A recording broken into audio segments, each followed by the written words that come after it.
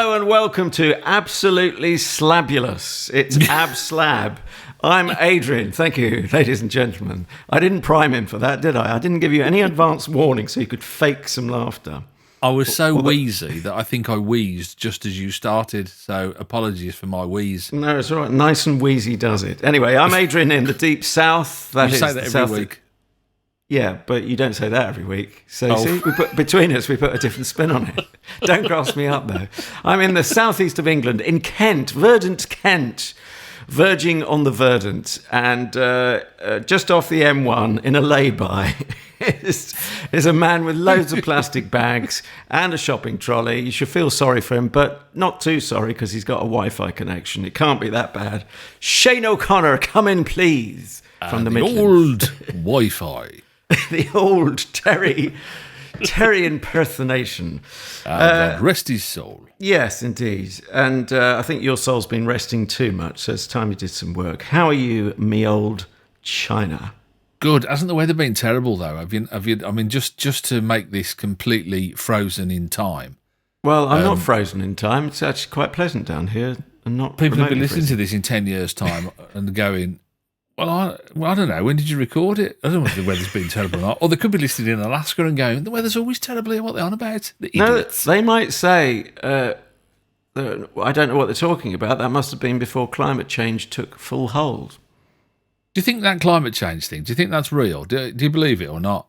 On the basis I believe the absolute opposite of everything Donald Trump believes, yes, it must be true. Do you know what?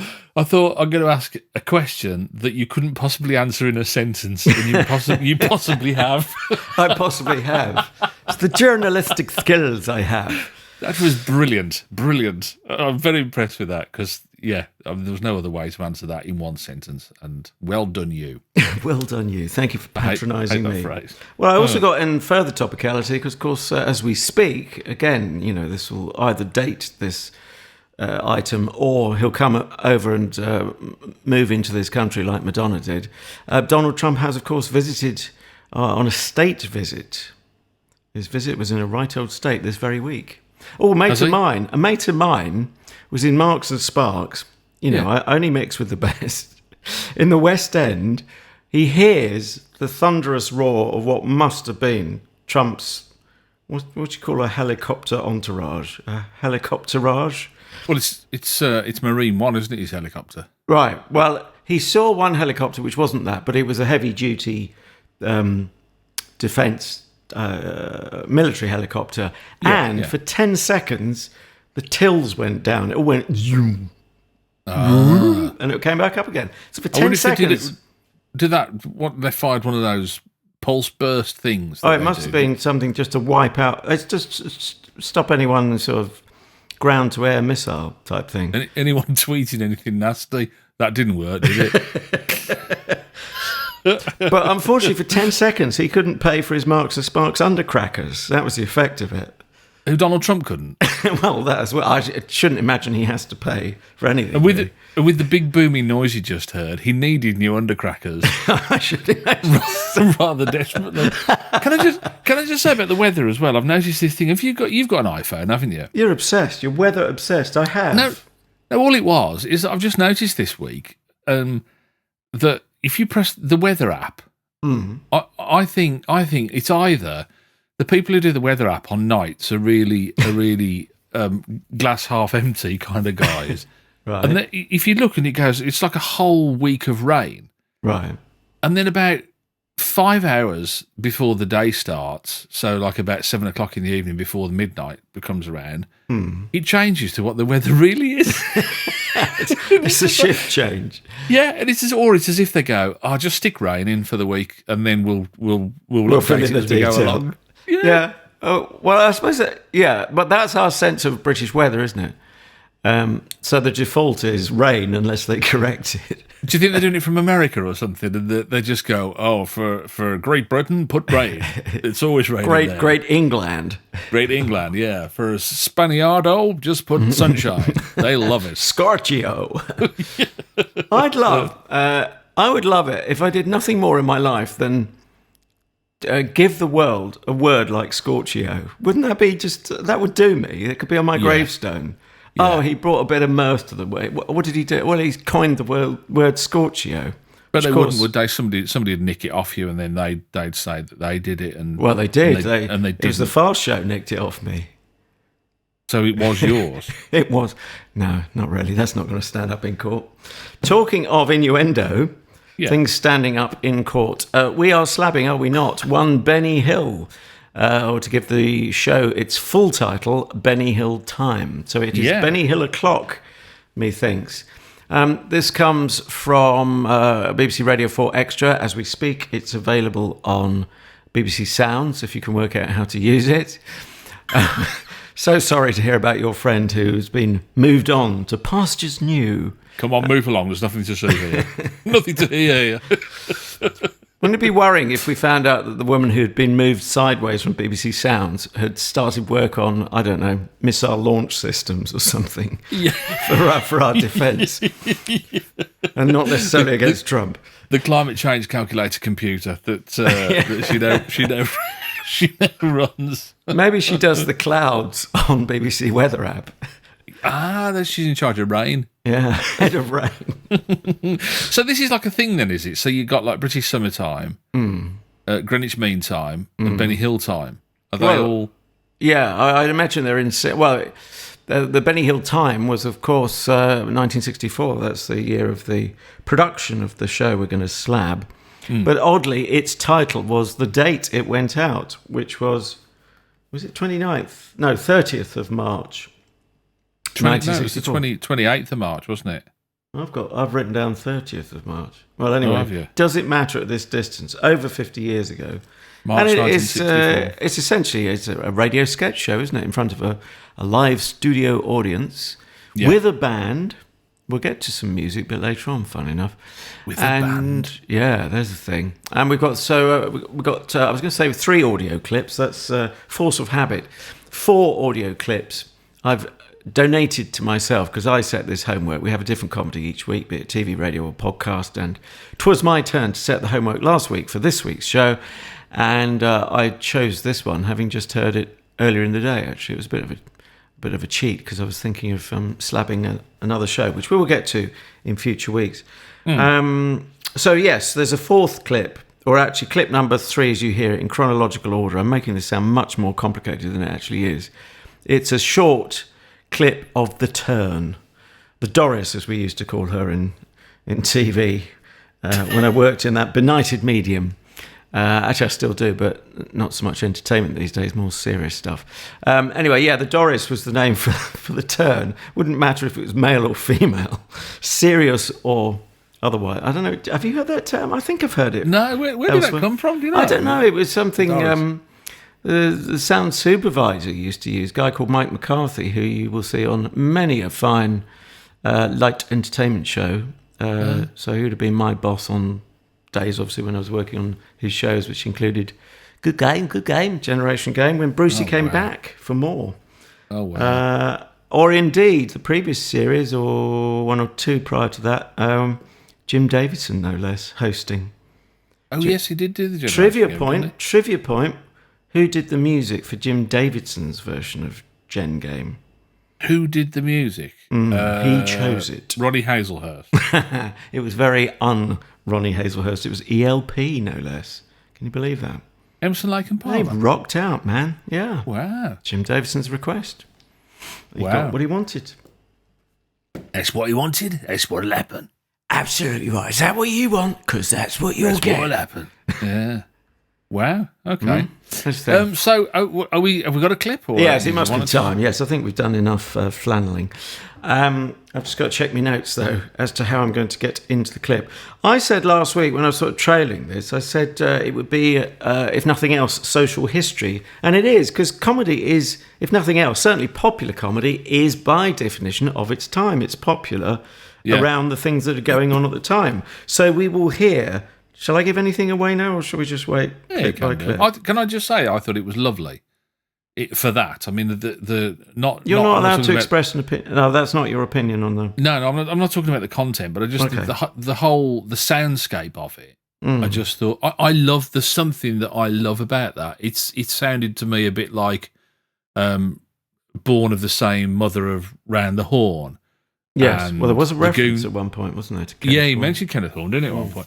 But like Round the Horn and the Goon Show and those kind of, even the more modern end of the Grumbleweeds, they've all got that same kind of lovely, warm. Oh, I love them. They take me back. The reason that I love them is they take me back. Someone would years ago. Take you back. Your mother should have done, frankly. But carry on. She hadn't got the receipt. That was the problem there. Yeah. But years ago, I used to, and I think this is what got me into my love of things audio and radio comedies. Was we had do you remember the radiogram? Oh, do I? Yes. Which for people who didn't know, was a sound system incorporated into a piece of furniture, and I'm talking like real heavy, teak generally furniture. And they had the most gorgeous sound to them, didn't they? They had a sound like that. In fact, I heard Alice Cooper's Generation Landslide for the first time on this radiogram. And even now, I've only got to hear the opening bars of that song, and it takes me right back to my house my parents' house in Birmingham. But a bit later on, when I was about 12 or 13, I suppose, we bought a new sound system, and the radiogram ended up in my bedroom. Right. And so I used to have Radio 2 on, I think it was. And you'd have programs like, I can only think of the Grumbleweeds, but the 10 o'clock comedy slot. Remember the 10 o'clock on Radio 2? Was it not every night? Or was it? Was it a Friday and Saturday night or something like that? I can't remember. I suspect it wasn't every night, yeah. So all of these, that takes me back to lying in bed by the light, because these things used to light up as well. The radio dial used to light up. Glowing dial. Yeah, so it had like an orangey... those romantic names, Hilversum and... Droitwich. I said romantic. All these had all the names on the dial, didn't it? For all the different places. Athlone, you'd like that. Athlone was there as well. Helsinki, I remember Helsinki was on. Helsinki, I don't know why are you doing it with an Irish accent? There's Helsinki just above Cork. But yeah, so that all that, and that's where, and I still, when I hear this, and when I heard the Benny Hill thing, it took me right back to that moment in time. Wonderful. Glad to have brought some good memories, good associations back. So anyway, we join Benny, or should it be Benita? Because we'll soon hear Benny for a radio show. He's dressed up in drag, or at least his voice is. And this is a sketch about a country dancing duo of which he is the female partner. And throughout the show, we'll possibly touch on it a bit more, but there's always a plummy, BBC-voiced, as they used to be called, or BBC-accented interviewer. So here is a sketch about a country dancing duo. I believe earlier this year you went to Canada to give a display. Yes, we did. We went to the Rocky Mountains giving displays to the people living up there. How interesting. Tell me, did you see the Devil's Gorge? No, I can't stand watching people eat. Did you shoot any rapids? No, I'm a terrible shot. Actually, the only sport Henry and I go in for is golf. Oh, how interesting. Actually, I play a shocking game. Really? What game's that? Oh, I'm sorry, the shocking game. Yes, actually, we meet quite a lot of you BBC people on the links we go to. Last week we saw Kenneth Horne there. Oh, I understand Kenneth plays quite a fair game. If you watch him, he does, yes. Mind you, we don't play that much golf. Our main passion in life, of course, is dancing. Yes, I'm sure it must be. Tell me, when did you first take it up? It was when I first met Henry. He roused my enthusiasm, you see. Of course, that was many years ago. There was a nice isolated laugh there before everyone else got it, so someone was ahead of the game. Maybe it was There's always somebody like that in the audience, isn't there? There is. Or they're either ahead of the curve or behind it. Yeah. We both laughed, surprisingly, when the clip was playing. We both laughed. Have you been to the Devil's Gorge? Oh, no, I can't stand to watch people eat. I laughed the first time I heard that, and that's my favourite gag from the whole show. So for me, the rest of the show is downhill, but not really downhill. Mine too as well. I thought that was the funniest line. It's gorgeous. Gorgeous. Yeah. I see. Can't help myself. Anyway, talking as we were about valve radios, am I permitted very quick? You had plenty of going back down memory lane, so I'm allowed to go down memory alley at least. Yeah. And it was a sort of bizarre-y type thing, not bizarre. Well, perhaps it was both. A sale for the school fund or whatever it was. What would it be called? Bring and buy sale, I suppose they called it. And Muggins here was already besotted by radio long before I even started secondary school. So this is secondary school. Maybe it was 10 or... no, I'd been 11 by then, 11 or 12. And my aunt happened to be with us that weekend. And I spotted this valve radio for sale, and it cost £1. We had, the price tag on it was £1. And my aunt, bless her, very generous soul, she said, I'll get this for you. And I said to the guy, I thought I might as well find out, the obvious. I shouldn't assume anything. I said, does it work? He said, oh, just a minute, as if he hadn't thought about that up to that point. And they plugged it in, and he switched it on, and it worked. He said, that's £1.50. He's going to charge me £1 for a non-working radio, and it went up 50% from there. I still think that's a pretty good ratio, though. And then would you like unplug it and give you a go? Do you want the plug or not? Yeah, that's it. That's £2. Yeah, and another 50p for the electricity we've just run up. Yeah, bloody hell. But that did me for a good few years after them. There was something about the valve, wasn't there? Though I mean, as a guitar player, and it's interesting to see in my lifetime. We started off with valves, and they were, although they were a great sound in amplifiers, they were a real bane because if they got dislodged or a valve blew, you were stuffed then, and your amp didn't work. But I've watched them go from that to solid state back to valve or valve emulators now. They've even got software that you can play emulates through the valve to make it, to give it the warmth of a. It's crazy, isn't it? Really, but is it designed to fail if you knock it over and dislodge it? If you tip your iPad up, it breaks. You can hear the shatter of the glass, the vacuum tube. There will be someone in a bedsit somewhere designing that software. so it works on the accelerometer or whatever it is they call it. Yeah. Just a little bit of it was the 28th of March. This show. Okay. And the reason I know that is because I looked up what happened around that time, what the landscape of this show. Because I listened to it the first time and I kind of got intrigued to think, well, what else was happening? Now, it just so happens I'm reading a book about John Lennon at the moment, and they were talking about the release of A Hard Day's Night, which was March 1964. Right. Which is, he goes on to do a kind of Beatley, half-hearted Beatley kind of skit, doesn't he? Half-hearted, yes. It wasn't it? It was kind of like never really got off the ground in that sense. But so Hard Day's Night was out. And the guy who wrote the book that I'm reading about John Lennon was saying about how, like every week, the Beatles, the news of the Beatles and what they'd done and where they'd been and what they were doing was lifting the mood of the nation. And so it was like at a time when people were quite optimistic and quite happy. Anyway, I mean, as contrast to today, it's quite interesting, isn't it? Really, I suppose. But also, Radio Caroline was born on the 28th of March. Oh. Which was started by my dad's cousin, Ronan O'Ratley. Oh, gosh, I'd forgotten. Yes, of course. Yeah. So that started all that time ago as well. Could on he radio, get a gig on there? Because it's still running, isn't it? Sorry, I shouldn't well, it stopped. It was an RSL in Brighton or somewhere. Shall we translate for the uninitiated, the non-anoraks? Radio Caroline was a boat? Is it restrict? No, the initials you nana. I don't know how basic you want to get. Well, radio. I asked someone to spell out some initials the other day, and he started by repeating the initials. I thought, well, that's a very literal interpretation of spell them out. Anyway, he was a software engineer, so I had to cut him some slack. Anyway, restricted service license, isn't it? God, I'm bored at the detail myself now. Yeah, they're like kind of. It's temporary license, isn't it? I don't know if very often they're like charities or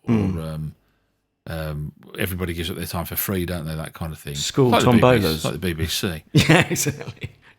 Tell me about it. But I think it was moored up somewhere. I think one of the boats or something, and I'm not sure if it's stated that he's not very well at all. I think he's got dementia of some form. Dear. I think, sadly, it's. He wouldn't be a young man now, I guess. No, not at all, not at all. But yeah, so 1968, Men from the Ministry was on the radio. Steptoe was on the telly, not only but also The Likely Lads, Dick Emery. Mm-hmm. No, I did wonder, did you think, we had the dragging up for the radio just now, Benny playing a female role. Did you think who influenced who there? Do you have any view on that, whether Dick Emery, he was inspired by Dick Emery or vice versa? I did when I started looking at who was around at the time, and I wondered whether it was like a kind of almost like a whirlpool of creativity and people thinking, oh, they're like, that character worked. It was interesting to hear Fred Scuttle a bit later on, who became a mainstay of his television work at Thames, didn't he? Help me out with that, because I heard the name, but which character was that in the end? He was the guy. Curiously enough, he actually and I looked it up just to see whether it was true. I'd read that he was in the Genesis "Anything Goes" single, the official video, and he was as Fred Scuttle. He was the one who used to wear the beret and he'd go, "Good evening, viewers." Oh, right. But the Fred Scuttle in this is a real watered down. He hasn't really formed the character kind of thing at all, which is I thought was quite interesting, really. What about the start of the show? The start of the show. There's nothing. There's no music. There's no music. Just applause. Nothing. Yeah. So I thought, is this rationing or what? It probably is. Well, no one had two beans to rub together, but it is odd because there is actually a band, isn't there? Yeah. And the Michael Sam Singers as their back announced, rather than the Mike Sam Singers as the written down credits have it. Do you know where they popped up a bit later in that decade? Sing Something Simple? Well, in the 70s, that used to. God, that really depressed me. That was Sunday afternoons, I think, and it had an accordion. It used to come on before the top 40, didn't it? And you'd be like, that'll get us all G'd up, ready for the chart. Somebody shouted that to me once when I was in a band in a club. Mm. Oi, sing something simple. And was it sing something, simple? I'm not sure whether there was a comma there or not. You're too simple. Theme tune, remember the theme tune to Sing Something Simple? I started it there, but you didn't join in. I didn't recognise it. Sing something simple. It's not that we're making it sound sad. It really did sound that sad, didn't it? It was awful, wasn't it? It was almost as bad as the Swingle Singers. Oh, do not have a go at them. My dad loved them because he said he wanted to join them because you wouldn't have to learn any words. Yeah. Which I thought was good. No, what I was thinking of, if I tell you, that Mike Sam Singers sang on at least one Beatles track. Do you know which one it was? It may be numerous tracks, but it's only one I can... Gosh, no. I think I'll get this right. I hope I'll get this right. I think it's I'm the Walrus. Wow. Yeah, there's a shock. I know somebody went to an audition for the Swingle Singers and they said to him, do you know any of the words? And he went, no. And he went, okay. And the final question, have you got a really bad jumper? and he went, yeah. And he went, you're in. You're in. Who did the parody of that? I was trying to remember the other day in the early 90s with sort of West Coast band. Was trying to send up all the sort of James Last and all of that. He had really whitened teeth. Do you remember? They were big for a few weeks. Mike Flowers. That's it. Mike Flowers. Sensation or Pops. Yeah, that's it. Mike Flowers Pops. Yeah, they were a bit of fun. They did Wonderwall, didn't they? You're my Wonderwall. The royalties we're going to have to pay on this podcast. I know. We'll be up in court, won't we? Frankly, we should probably to be honest with you, if the judge listens to that, I think it sounds nothing like the thing they're suing for. Not a chance. Well, probably thinks we're starting a new genre all to ourselves. Yeah. How did you get on? Because I didn't like not knowing the originals. Because as you were saying, this is like a snapshot of a moment in time, isn't it? When you listen back to something like this, and he kind of parodied a couple of programs like Pick of the Week was one, wasn't it? I think. Oh yes, which is obviously a much different thing to the Pick of the Week it is these days, or a different style, the way he was alluding to it. And Down Your Way, which I didn't really, and so that kind of hamstrings you a bit, doesn't it? When you don't know It does. The thing is, if you're writing that show, I mean, to state the bleeding obvious, particularly popular culture, you're not thinking, what will this sound like in 50 years? You're thinking, how do I get the biggest audience and the biggest amount of, press inches, column inches of reviews. And what's now, isn't it? You're doing what's now more than anything. Yeah. But I thought it stood up fairly well. And did you not find you could fill in the gaps in your head? It sort of helped you because I think it's written to help people who perhaps didn't even know Pick of the Week. So it's written in such a way that you're not totally excluded from the gag. And once you think, right, they're parodying this style and this is what he's doing with it. Anyway, talking of parodying, finish your point. No, I was going to say, you're right. You kind of think, it must be something like this. And you make it in your own mind what you think it is, don't you, I suppose? Yeah. Yeah, you do your best to fill in the gaps, and it's not usually so obscure. And I think our very clever listening audience will be able to work out what James Pond is. Can you see what he did there? 017. Yeah, see, that has lasted well as a franchise, hasn't it? Blimey, I bet when he wrote this show, he didn't think, if you'd asked him, do you think James Bond will still be around? So anyway, how do I lead you into this? Remind myself. Sorry, just looking at my notes, like. So clip number 2 now. All I have to say is we hear from a top movie director who works at Boreham Stiff. Now, that probably needs some translation for a younger audience. Is he not going anymore then? Well, it's referred to as Elstree rather than Boreham Wood, which is what it's a play on. Elstree and Boreham Wood was at one stage at least the name of the nearest railway station. They're neighbouring parts of London. I nearly said villages. They did start out as villages. I mean, the whole of London is one massive collision between loads of small villages that just grew too big for their boots. Were they the same thing then? I thought Elstree and Boreham Wood were two separate entities. I thought they were owned by different companies. This is where I get a bit hazy because, I'm a TV man rather than the film man.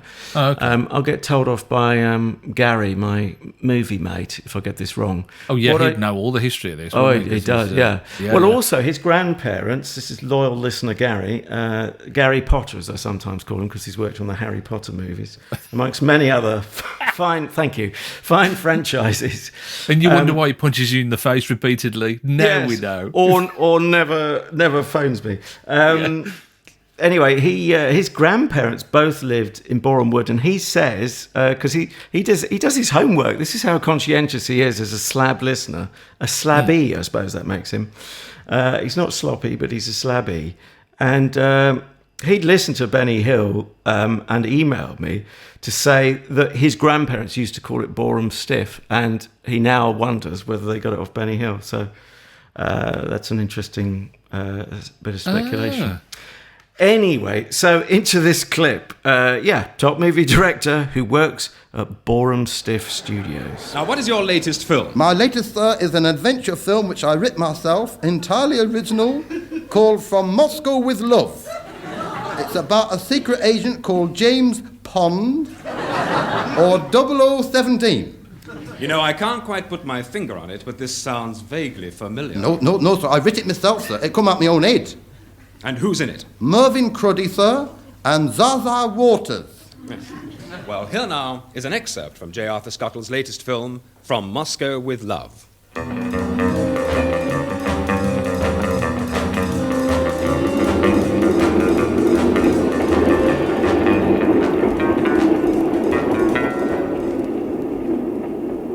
Please take your seats for second launch. This way, comrade. Thank you, comrade.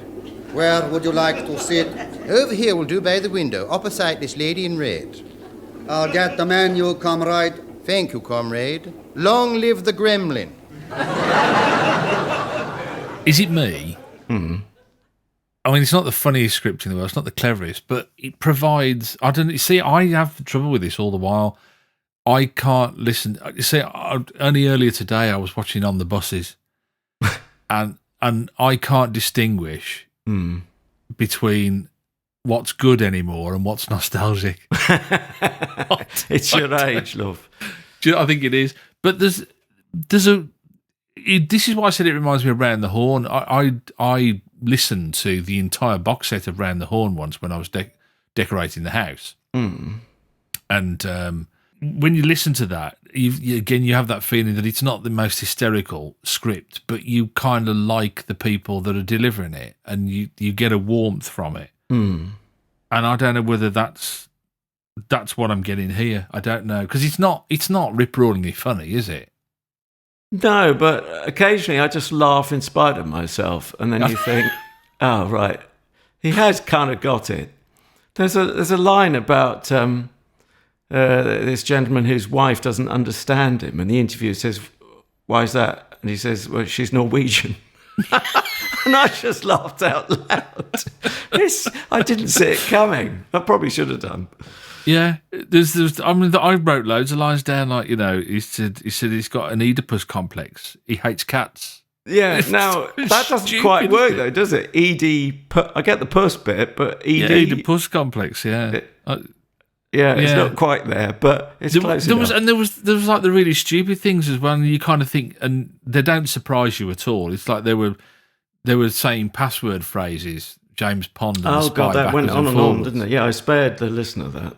And he goes, I've got a lovely bunch of coconuts. And that made me laugh. It's just rubbish. But there's something endearing about it. I don't know. That line about it's only the hair on a gooseberry that stops it being a grape. Is that from a song? Do you know, somebody said about how influenced he was as an artist by music hall. Right, yeah. And that screams music hall to me, doesn't it, you? I was surprised to learn that there's no evidence of him ever having trodden the boards. I thought he was going to be of that era because he was in the war, i.e. Second World. But no, as far as I could see, I haven't seen a reference. He's purely a product of broadcasting, as far as I could see. Yeah, I think, but that's what he used to like to watch, wasn't he? Yeah, sure. No, I'm sure he was rather heavily as a performer. Influenced. Yeah, because didn't he came to the show? Came to Showbiz late, didn't he? I think he wasn't a young man, was he, when he first? Wasn't he? Not by Showbiz standards. No, I mean, like normally they're like kids, aren't they? And then work their way through. Kind of, well, they did then.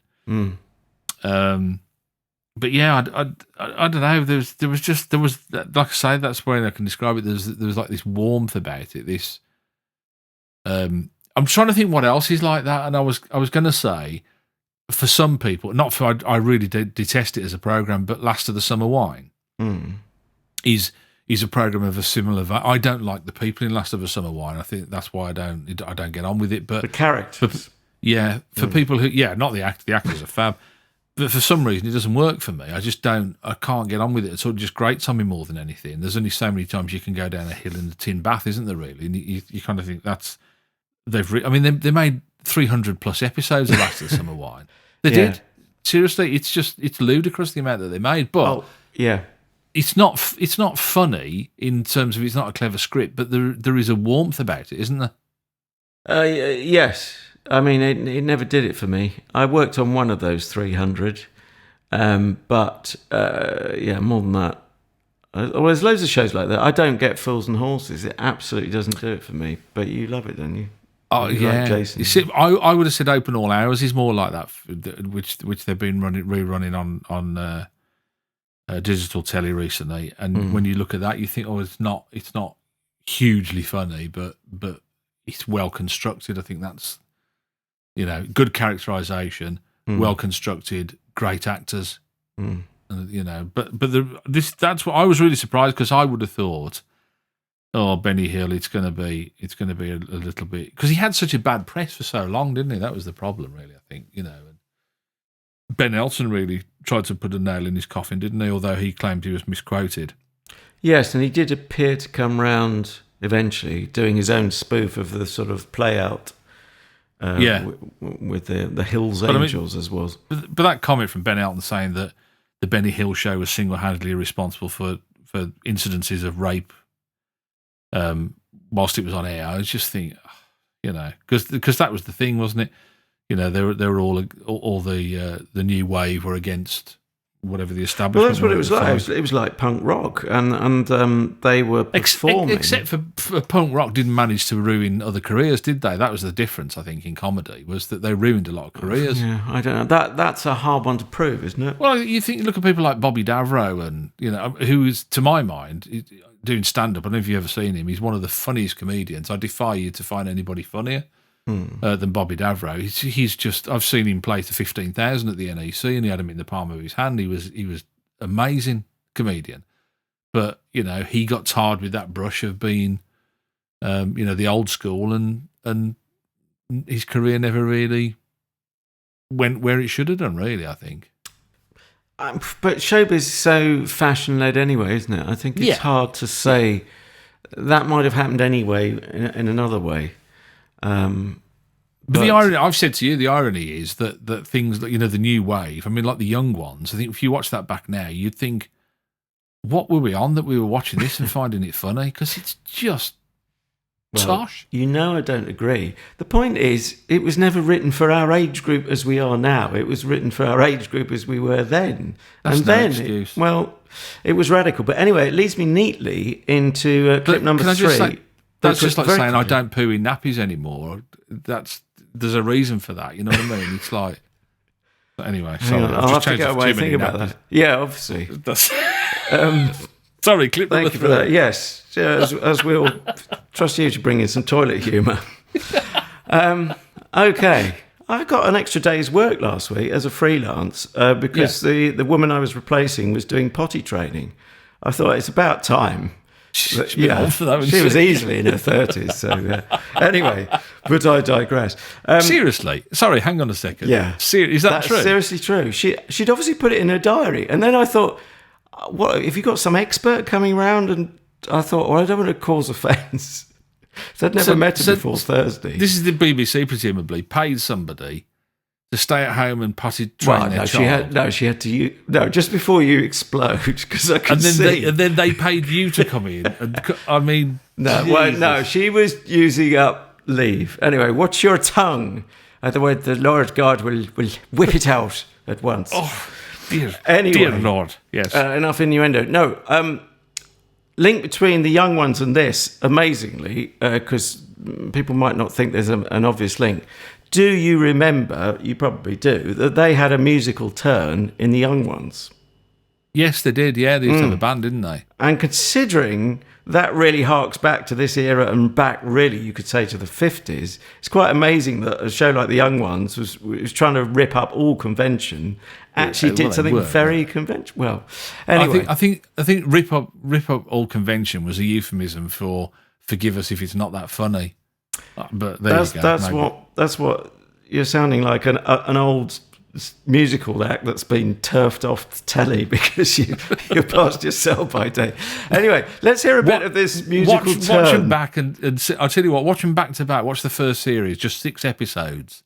Do I have to? Watch that. I don't watch anything. Watch them and I don't binge watch. We should slab them. Yeah, well, we'll slab one of them at least. Anyway, look. The point about the turn is, I'm not dissing her, it's a beautiful voice, but it's a little bit surprising because it starts out being a sort of cabaret-style song. This is Jan Waters. Is she acting as well? Because there's only one female credited. I think she's a singer and actor. Oh, okay. Yeah, anyway, well, she was an actress. That's what she did. I mean, she was in The Mousetrap. Right, well, I think, hats off to her. I'm not taking the Michael because she can sing and act. She says like she's in the Mousetrap halfway through this. In the what? In the Mousetrap. Got her fingers caught in it. No, actually, what it sounds like, let's hear a bit now, going from this gear change from sort of cabaret, chicken in a basket, catch your breath, chicken in a basket circuit. And then we come to the chorus, and suddenly she's La Traviata. She's operatic, a diva like this.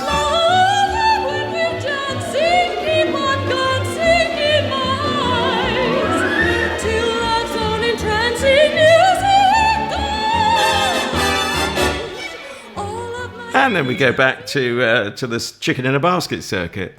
You're not meant to be laughing at her. It's a beautiful voice. I thought you said that she sounded like she was a chicken in a basket.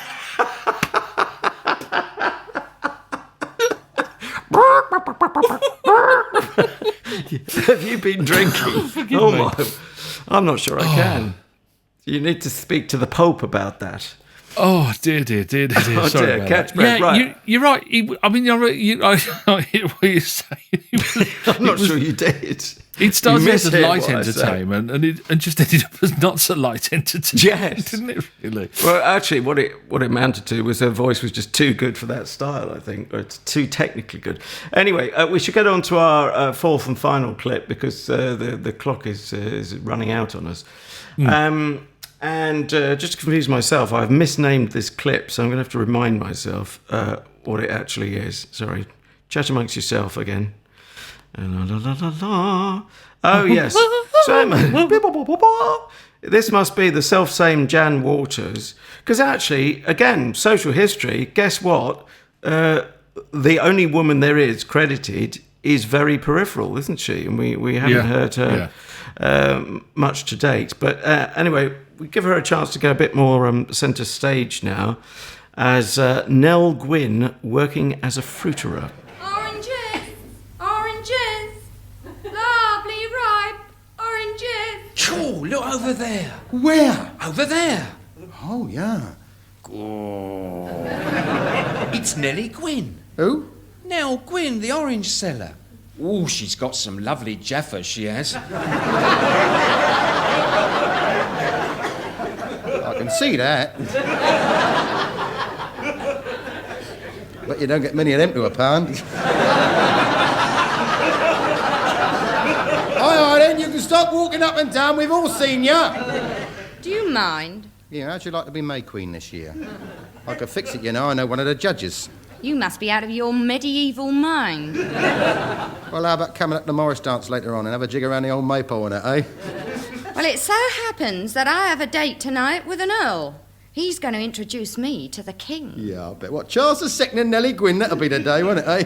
He's getting you out of ears. They're all alike, them earls. Oh, you're just jealous. I bet you've never even met any nobles. Never met any nobles? You're kidding. My sister's got an earl coming round our house this evening. I'll bet he's not a belted earl. He will be if my old man catches him. Which was a great joke, but I had to look at what a belted earl Yeah, was. exactly. But they seem to get it. Is that a Who phrase would've- that's fallen out of fashion? I've never heard of it. It's. Do you know what a belted earl is? I'm going to guess they wear a belt, and is that a level above an ordinary earl? No, it's if you've had the title for a long time, whose title goes back to the period prior to the 18th century. When the sword and belt received from the monarch was a token of the title. So you used So to it's get, like a knight of the garter, perhaps. Yes, you got the belt and the All gas and and the garters. sword. Yeah, but who would have known what a belted earl? I mean, maybe they did. I don't know. Well, they got a big laugh, didn't it? But I mean, I think I would have laughed because I would have given them. I'd have worked out what it must mean, or approximately. You know it's something, don't you? But and then like he belt will if your father's and he'll get a belt kind of thing. Yeah, but they were eating out of his hand by then, I suppose. So yeah. I don't know. I mean, overall, I think the only thing that surprised me, and you got that like Nell Gwynn, and you don't get many of those to the pan. You got a glimpse of the future Benny Hill there, where it was more of that sort of whether stuff, you wasn't want it really? or not. Yeah, yeah. Do you think that was the first time that phrase? Because I've heard that phrase, or has it come from Carry-Ons? And he wouldn't have nicked it, would he? Well, it's funny. Do you know I was saying what happened in 1964, the year that this was made? There were actually 2 Carry On films that year, believe it or not. Gosh. Carry On Cleo and Carry On Jack. Right. So, yeah, there was all that kind of subcurrent was going on as well, wasn't it, at the same time? So it's difficult to know who took what from where, really, but it all kind of feeds into the mid-60s psyche, doesn't it, really, I suppose? I was surprised. They did it kind of, again, it was I mentioned at the start, half-hearted Beatles pastiche, which came out of this story from the clip you just played there. I was really surprised he didn't do more of a what I would call a Benny Hill song that he became known for. You know, like the most famous Ernie, the fastest milkman in the West. He didn't do his kind of tradition. He hadn't formulated that yet, had he? By the sound of it. No, and I found out tonight. I mean, we say Ernie, the fastest milkman in the West, or whatever, that was number 1 in 1971. But I didn't realise he'd had other novelty songs, including Samuel Pepys. Yeah. Oh, he's had loads. Gypsy Rock. I used to know all the words to Gypsy Rock. Did you? And I can only remember lines. Something like, she asked me what my lips were for as we sat by a hedge. I said they're there to stop my mouth from fraying round the edge. I want you for my wife, she begged as eager as can be. She said, no, don't be silly, what would your wife do with me? That's a great line. And he used to write I had a couple of 45s of Well, his. since you're allowed to quote the songs, this is from the song called Samuel Pepys, of course, about the London Diaries. Go on. She enters the room at 9 o'clock. At 9:30 she sleeps. Lord Clarendon walks quickly on, but naughty Samuel peeps. You can't say no to that, can you? It's fab. The more I hear of Benny Hill, the more I realise that, it's ingrained in my own mind that I shouldn't like him, So, of course, you do. He had lots of friends. Did you see other people who were fans of his work? People like Johnny Carson and Hal Roach, Charlie Chaplin. Well, he was massive in the States. At one point, there was a TV channel. This is before you could go out and buy even a tape.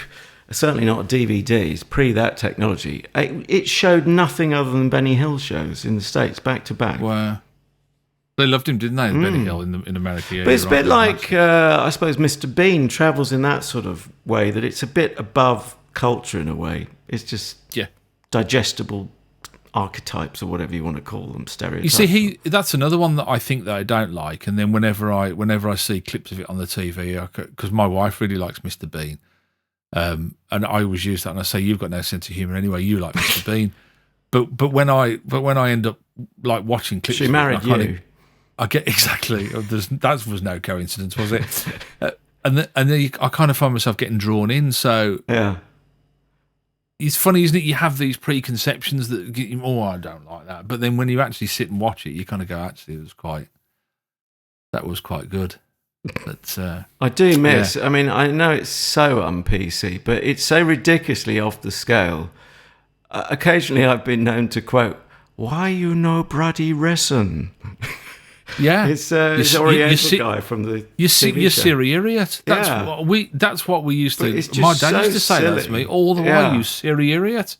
It's certainly not PC, but it's, I think, so gentle. Do you know what? As well, the thing is, and I thought with his comedy was that it wasn't what I would call victim comedy. He didn't do that in a way that it was intended to be offensive. That's what I always felt with it. It was. I always remember Ronnie Barker saying. The reason, do you remember the two yokels that they used to? Oh, yeah. And he said the reason that they did that was because political correctness was starting to become a problem for their work. And so, because they couldn't have two Irish characters or two, whatever, and then people go, "Oh, you're making them look stupid." He said, "We chose yokel," he said, because we thought, well, nobody would phone up and go, "I'm a yokel, and I'm really offended." What, because they don't have phones, or they don't know how to use them? They don't know how to work them. Well, I think you just about offended all our non-urban audience. But he said nobody would admit to being a yokel, which is quite clever, really, if you think about it. But yeah, I don't know. I really enjoyed it. I surprisingly really enjoyed it when you first suggested it, and I thought, all right. It's a guilty pleasure, though, isn't it, really? But a pleasure nonetheless. No, I'm not guilty at all about it. I think there was nothing in there that I found offensive or didn't translate. I think probably the BBC Blue Pencil stuff that he might have offered them and edited it out. Or, I mean, it was the 60s as opposed to the 70s where you could do a bit more, and by the time he went to ITV, and ITV quite relished the role, probably more then than even now, of not being the BBC. So it could be the slightly wild child, couldn't it? Yeah. I mean, Magpie had rock music, for goodness sake. Yeah. Signature tunes. Yeah. And didn't one of them look a bit like Brian May as well? Oh, he did. He looked like a rocker. He just got out of bed. Yeah. So what was his name? I can't remember his name. Mick, someone, wasn't it? Mick. Or Mickey. I don't remember. Anyway, look at the time. Yes. Time we shut up. Well, we've got to give it a score out of 5 each. And Time for the numbers, yeah. Now, I have a problem with this. Now, you're going to tell me off, because I sort of want to give 2 marks. One in the context of the day, and another one, is it a good example of its genre? Right. And then, see, judging it by today's standards doesn't seem fair, but I should at the same time, because Comedy Slab is a review show, if nothing else, and what we make of it, I kind of want a seasonally adjusted figure, so I don't really know. What, seasonally adjusted upward or downward? I don't really know. Sideways. Shall I let you go first? That's the same number, isn't it? Surely it's just over a bit. Side. Yeah. Well, I know what I want to give it. Shall I give it my figure? Can I guess? Go on. Oh, actually, you're not as generous as me generally, are you? I think it's between 3 and 3.5. I think you're going to give it 3. I'm going to give it 3.5. Oh, darn. And the reason I'm giving it 3.5 and not 3 is because I think it does wear well. I must admit, I come from a different perspective. I've given it the number based on how I responded to it right now, and so, you know, like I said, maybe a bit of nostalgia is wrapped up in that. I'm not really quite sure, but all I know is that it made me laugh. I enjoyed it, and I didn't find it at all offensive, and I found it a little bit higher brow than I expected it to be. There's one or two references in there that you need to have your head screwed on a bit, don't you? Yeah, which was a pleasant surprise. So I thought it was. I think it's like, say, for 50-year-old piece of work. I think it more than acquitted itself. I really do. So 3.5 from me. That's what your wife calls you, 50-year-old piece of work. Yeah, she does. That's on her better days when she's in a better mood. You're a 50-year-old piece of work. You are. Yeah, and I'm torn between 3 and 3.5. So 3.25? No, we're not allowed quarters, are we? I'll give it 3. Okay. Because there's one or two letdowns, like the lack of opening music. Like there's, if I have to score it on technical level, there's a bit of tape dropout towards the top, I think, unless my phone was going faulty. So you have to take that into account as an old sound bore. And one or two other things, gags milked a bit too long. But generally, yeah, it was good, fairly innocent fun. I thought accents were pretty poor, weren't they, by the other actors, the male actor. The interesting thing is the other guy that was in it with him. I can't remember his name. Vernon, somebody Vernon, was it? I'll find it in a minute. That's really annoying. Peter Vernon. Right. Last checked, and I'd forgive me if this isn't accurate now, because he must be heading towards 100. He's still alive, and he lives in Glendale in Arizona. Oh wow! He retired there, so so that's pretty cool. So his work is still going strong, as it were. Benny Hilltime then 6.5 out of 10 on the Comedy Slab. Very quickly, shall I tell you what your homework is for next week? You're not going to like it. Can I just quickly say, of course, that was a BBC production. I've got in front of me, it says 29th of the 3rd, 1964. Maybe it went out 2 days consecutively. Or they got the paperwork wrong. Anyway, available as we speak on BBC Sounds for about 100 years. No, 23 days left to listen, so that's not long. Yeah, homework time. I am all ears, said all right. Big Ears or Noddy. It's brand new. It stars David Tennant and Michael Sheen. There's a couple to conjure with. And I've just seen the trails. It's getting good reviews. And essentially, it is a comedy fantasy. It is essentially about two. I think it's based on quite a famous book, actually. But it's about two entities, an angel and a demon, who have to join forces in order to save the planet.